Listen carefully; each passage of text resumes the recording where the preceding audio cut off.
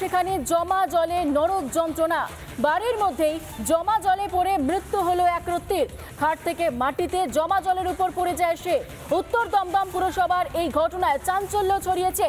উত্তর দমদম পুরসভার বিরাটির 13 নম্বর ওয়ার্ড। শিশু মৃত্যুতে চাঞ্চল্য।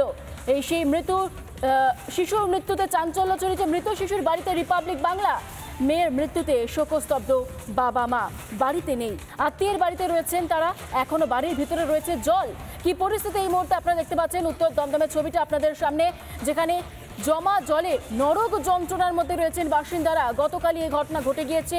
এক রত্তি খাট থেকে মাটিতে পড়ে যায়, যেখানে জমা জল, আর তাতেই মৃত্যু হয় সেই 6 মাসের শিশুর।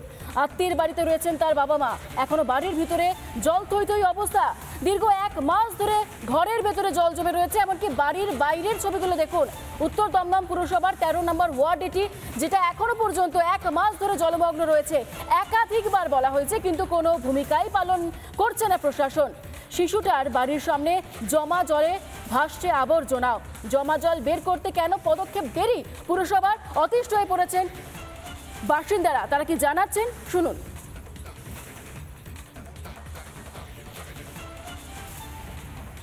এই যে জলটা, এই জলটার মানে বেরোনোর জন্য কি ব্যবস্থা, সেটা প্রশাসনের কাছে আমাদের আবেদন। দেখুন, জল তো বৃষ্টি আসবে, জল জমবে, এটা স্বাভাবিক ব্যাপার, কিন্তু ঘটনা হচ্ছে জলটাকে আমার কত তাড়াতাড়ি এটাকে বের করতে হবে, সেটাই হচ্ছে মেন। কতদিনের এই যে জমা? এই জলটা এখন 1 মাস। আমার বাড়ি তো এই দিকটা দেখুন, এই দিকটা আরো বেশি জলের অবস্থা, কাঁচা রাস্তা। একদিন ধরে জল পুরো জমে রয়েছে।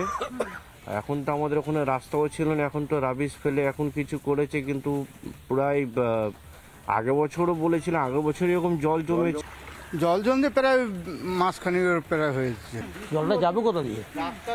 জলটা যাওয়ার কোনো রাস্তাই নেই। 1 মাস ধরে জল জমেছে। 1 মাস। তাহলে জল তো নামেনি তো? না, কোনো জল নামেনি। কোনো জল নামলে তো আমার বলতাম। কাউন্সিলর বলছেন যে 2-3 ঘন্টার জল। ওরকম বলছে, ওরকম বলে ওরা, ওরকম বলে। এখানে জল জমে। এখানে সারা বছরই এরকম আমাদের দুর্ভোগ। এই বৃষ্টি হলে তো আমরা হাঁটাচলা করতেই পারি না। এবারে মৌসুমে কতদিন ধরে জল জমে? অন্তত ধরেন 1 মাস ধরে। না, এখানে একটু বৃষ্টি হলেই জল হয়ে যায়। কাউন্সিলর কি বলছে শুনে লাভ নেই, জনসাধারণ যেটা বলছে সেটাই ফাইনাল। তাহলে কি কোনো জায়গায় ধামাচাপা? প্রশাসনের কি কোনো ব্যর্থতা রয়েছে? অবশ্যই রয়েছে। প্রশাসন দেখতে আসে না এখানে, কে বেঁচে গেল কে মরে গেল, আমাদের লাইফটাই জলে। তো দেখছি না তো, পাম্প চালিয়ে খাল বিল সব তো টলটম্ব হয়ে পড়ে রয়েছে, কোনো জায়গা কোনো হিলডুল দেখতে পাচ্ছি।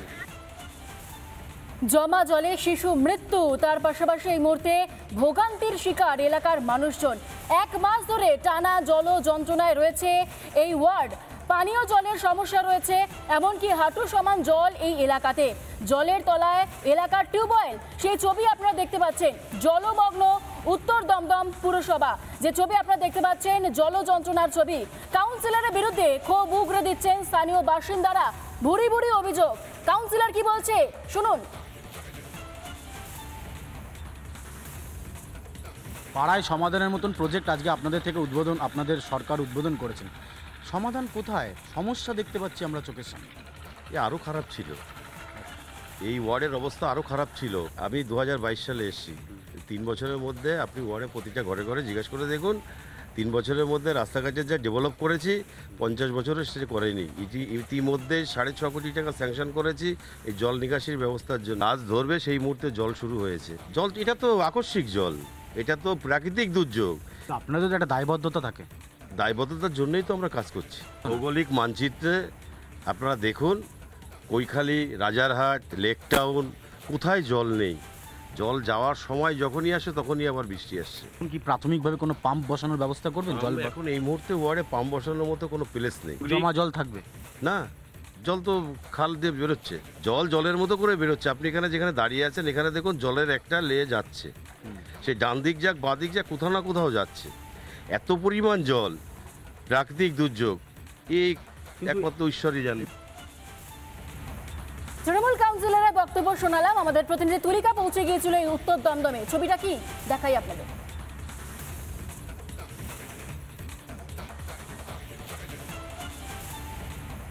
জল 1 মাস ধরে যাচ্ছে না জলটা, আর এটা জল এখন অবধি যাবে না। এটা প্রায় 2-3 মাস লেগে যায় জল যেতে।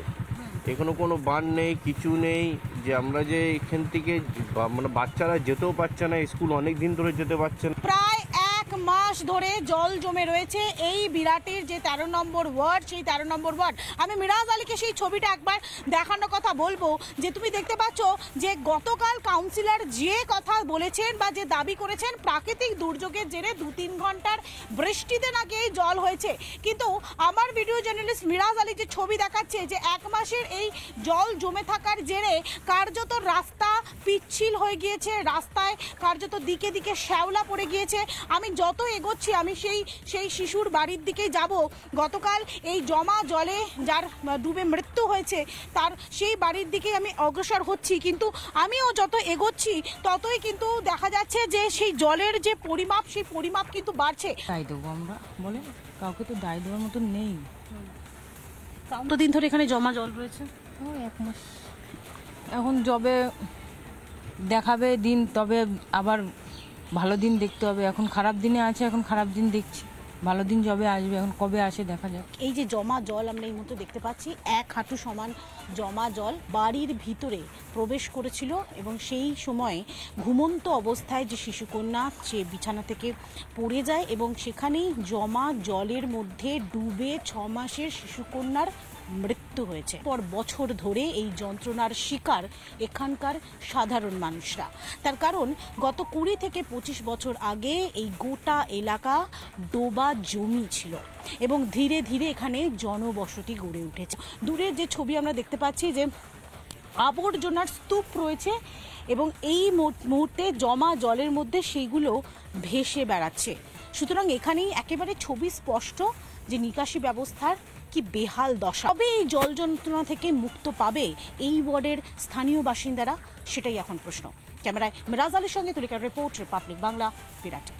নানা ধরনের কন্টেন্ট দেখার জন্য লাইক করুন, শেয়ার করুন আমাদের ফেসবুক পেজ, সাবস্ক্রাইব করুন আমাদের ইউটিউব চ্যানেল। পাশাপাশি অন্যান্য ব্রেকিং নিউজের জন্য অবশ্যই চোখ রাখুন রিপাবলিক বাংলায়।